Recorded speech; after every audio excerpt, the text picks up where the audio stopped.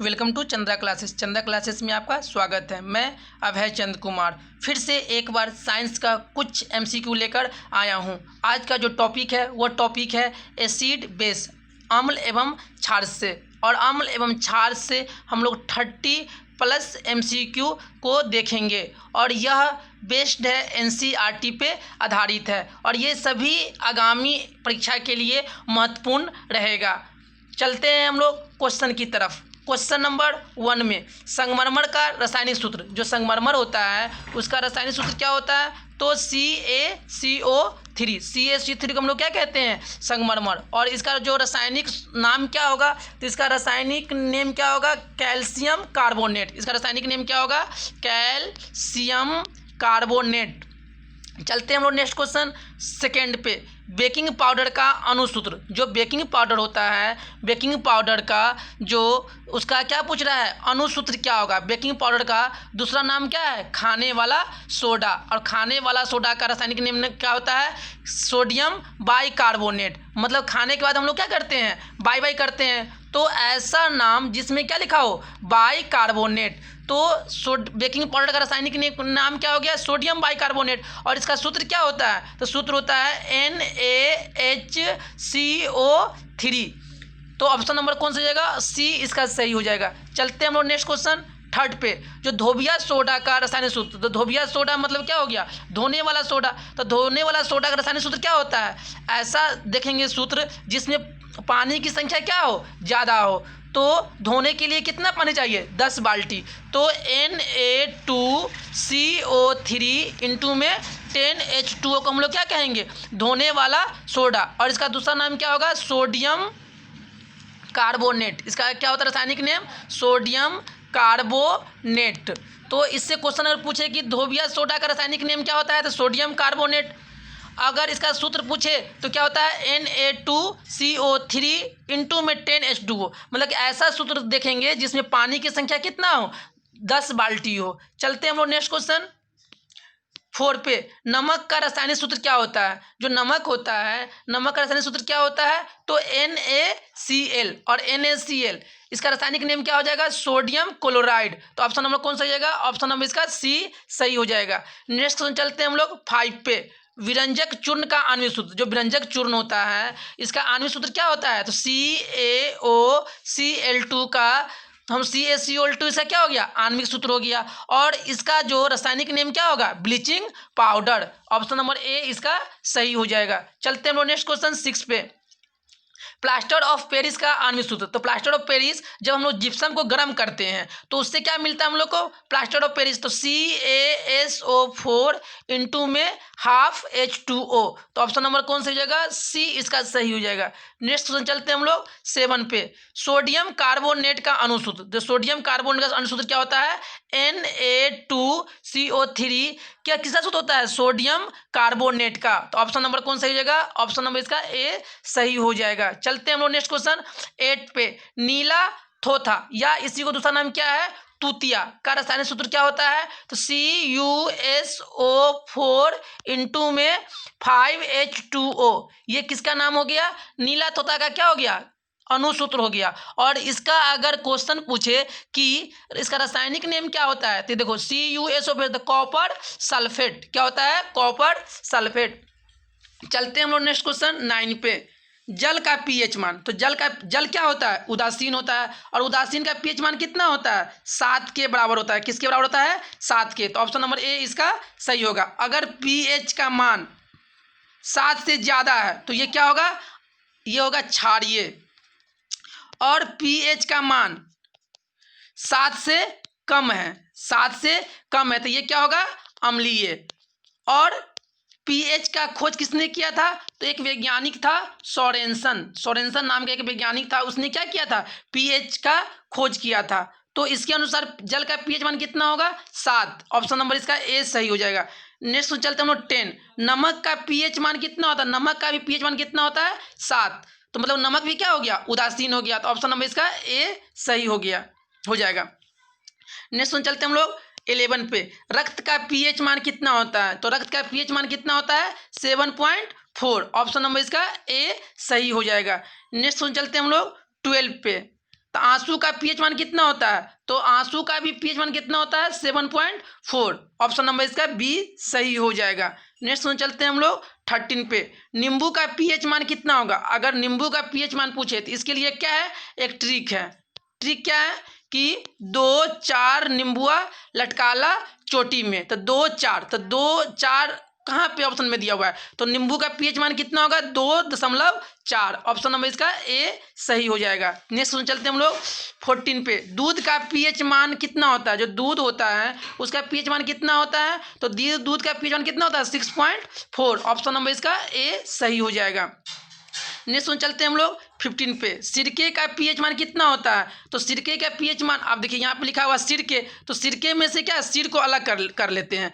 तो सिर के कितने भाग होते हैं? 3 भाग, मतलब कि आगे वाला भाग, बीच वाला भाग और पीछे वाला भाग। तो इससे हम लोग याद कर सकते हैं कि सिरके का पीएच मान कितना होता है? तो 3। ऑप्शन नंबर इसका ए सही हो जाएगा। नेक्स्ट वन चलते हैं हम लोग 16 पे। शराब का पीएच मान होता है, जो शराब होता है उसका पीएच मान कितना होता है? तो 2.8। तो कितना होता है?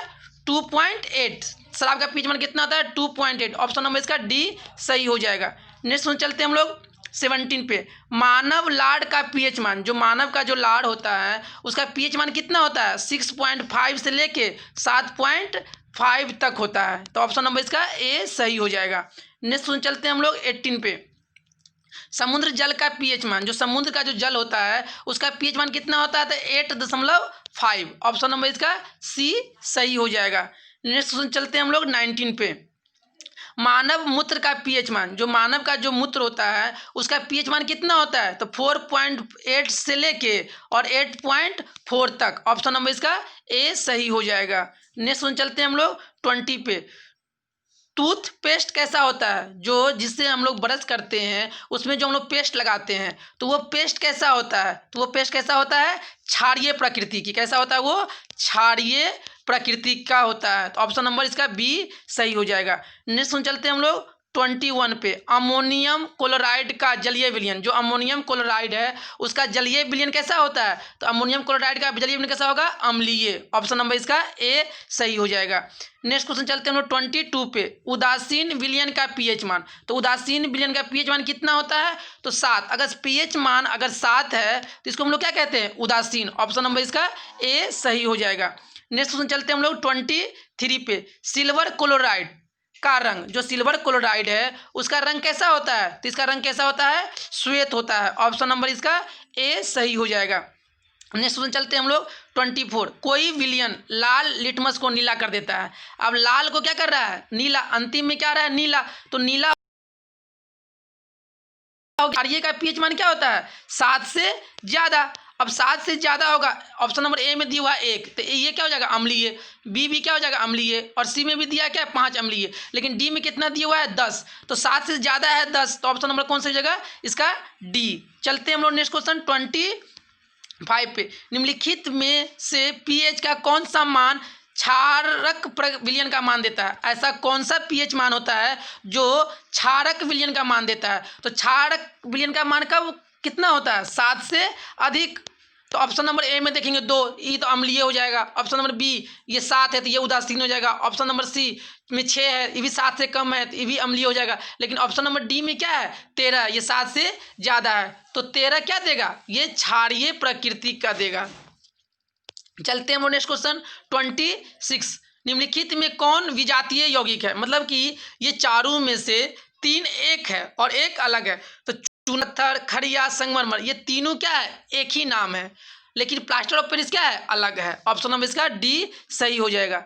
नेक्स्ट चलते हैं हम लोग 27 पे। निम्नलिखित में से कौन गैस चूने के पानी को दूधिया कर देता है? ऐसा कौन सा गैस है जो चूने के पानी को क्या कर देता है? दूधिया। तो कार्बन डाइऑक्साइड एक ऐसा गैस है जो चूने का पानी को क्या कर देता है? दूधिया। ऑप्शन नंबर इसका सी सही हो जाएगा। नेक्स्ट चलते हैं हम लोग 28 पे। अम्ल का पीएच मान, तो अम्ल का जब हम लोग एक स्केल लेते हैं उस स्केल पे कहाँ से कहाँ लिखते हैं? 0 से लेके 14 तक। बीच में क्या होता है? 7। और 7 वाले को हम लोग क्या कहते हैं? उदासीन। और 7 से ज़्यादा वाले को क्या कहेंगे? क्षारीय। और 7 से कम वाले को क्या कहेंगे?